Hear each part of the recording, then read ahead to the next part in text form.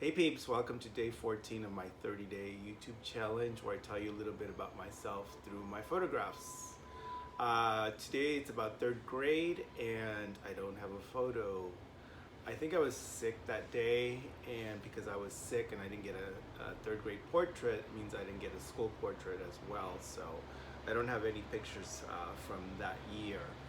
But there is one story that I wanted to share, and it has to do with dogs, and it happened around this time of life, but really all through first through fourth grade when we lived in East LA.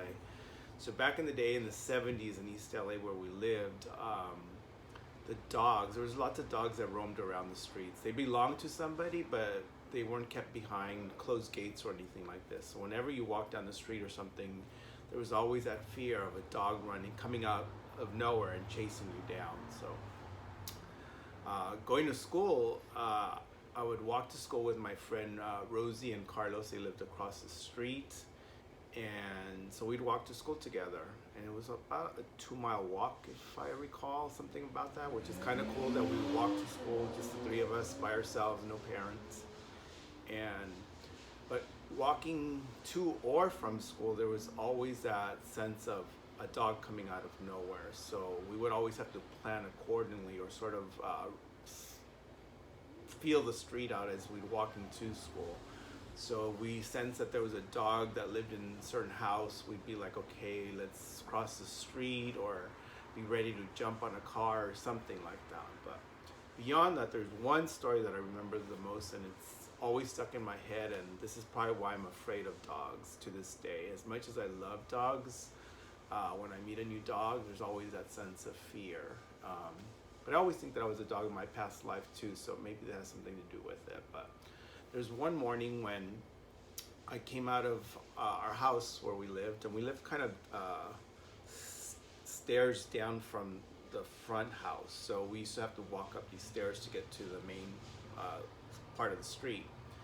And I remember waking up as a kid and always thinking that there was a Chihuahua that lived across the street from us, and that Chihuahuas would always somehow be out and about early in the mornings. And so when I'd wake up, I'd be thinking, like, how am I going to handle this situation? And so I remember one morning I'm walking down the driveway, getting ready to, hit the sidewalk, and I see the Chihuahua coming toward me, and there was that moment of pause of like, hey, what do we do? Do I run, or do I, run past it? So I decided to run backward, like back home, and as I'm running back home, he's chasing me down, and I ended up tripping and falling, like flat on my stomach. And all it did was it came around to me, looked me straight in the eyes, just growled, and then just ran away.